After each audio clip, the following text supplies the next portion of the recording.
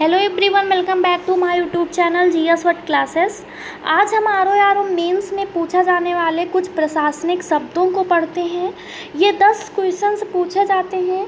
10 में से जो है 5 जो है वो हिंदी से इंग्लिश में ट्रांसलेट करना होता है और 5 जो है इंग्लिश से हिंदी में ट्रांसलेट करना होता है। तो हम अंग्रेजी से हिंदी को ट्रांसलेट करते हैं। पहले फर्स्ट देखते हैं इंडेमनिटी बॉन्ड। ये किस लिए, इसको हिंदी में क्या कहा जाता है, प्रशासनिक शब्दावली में क्या कहा जाता है? तो क्षतिपूर्ति बंध पत्र कहा जाता है। इसको क्षतिपूर्ति बंध पत्र कहा जाता है। नेक्स्ट है चार्ज शीट। इसको क्या कहा जाता है? तो इसको अभियोग पत्र कहा जाता है। नेक्स्ट है केस। इसको क्या कहा जाता है हिंदी में? तो प्रकरण या मामला कहा जाता है। नेक्स्ट है एजेंट। एजेंट पूछा गया है, अभिकर्ता कहा जाता है इसे। फिर डॉक्यूमेंट है, इसको प्रशासनिक भाषा में यानी क्या कहा जाता है? तो प्रलेख कहा जाता है इसको। आगे देखते हैं सेल हो गया। सेल को क्या कहा जाता है इंग्लिश में? तो प्रकोष्ठ या कक्ष कहा जाता है। फिर है रिजोइंडर। इसको हिंदी में क्या कहते हैं? तो प्रत्युत्तर कहते हैं प्रशासनिक भाषा में। ग्रांट को क्या कहते हैं? तो अनुदान कहा जाता है।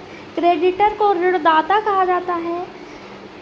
ये हो गया। रिप्रिपरेशन को क्या कहा जाता है? तो पुनर्विनियोग कहा जाता है। टैक्सेशन को क्या कहा जाता है? तो करारोपण कहा जाता है। डीड को विलेख कहा जाता है।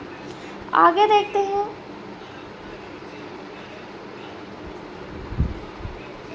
कैडर को क्या कहा जाता है प्रशासनिक भाषा में? तो संवर्ग कहा जाता है। सरचार्ज को अधिभार कहा जाता है।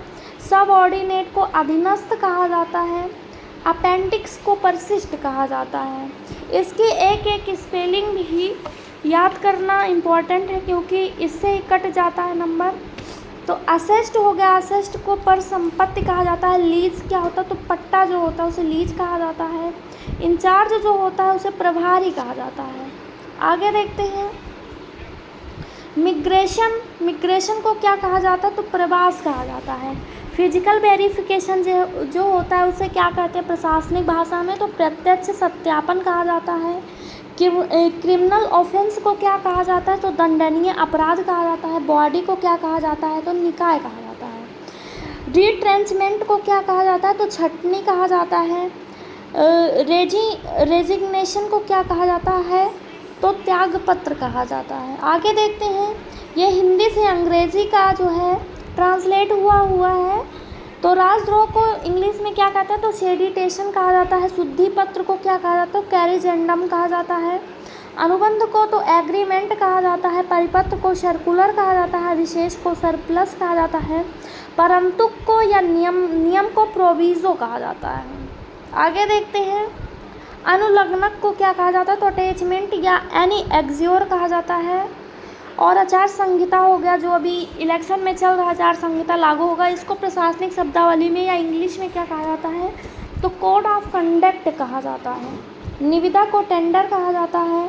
प्रतिनियुक्त को डिप्यूटेशन कहा जाता है। अनुमोदन को अप्रूवल कहा जाता है। अभियोजन को प्रोसेक्शन कहा जाता है। अधिवास को डोमिसाइल कहा जाता है। आगे देखते हैं अधिक्रमण को क्या कहा जाता है? तो इनक्रोचमेंट कहा जाता है। अवैध को इलीगल कहा जाता है। प्रशासन को एडमिनिस्ट्रेशन कहा जाता है। परसीमन को डेलिमिटेशन कहा जाता है। पदेन को एक्स ऑफिशियो कहा जाता है। प्रस्ताव को मोशन कहा जाता है। संकल्प को रिजोल्यूशन कहा जाता है। आगे देखते हैं प्रायिकता को क्या कहा जाता है? तो प्रूवेबिलिटी हो जाएगा। द्विवर्षीय को बाइनियल कहा जाता है। न्यायिक को जुडिशियल और जनमत संग्रह को रिफरेंडम या प्लेबिस्काइट कहा जाता है। और नेम को रूटीन कहा जाता है। Thanks for watching GS what classes. Video useful लगी हो तो हमारे चैनल को सब्सक्राइब करें। वीडियोज़ को लाइक शेयर कमेंट ज़रूर करें। धन्यवाद।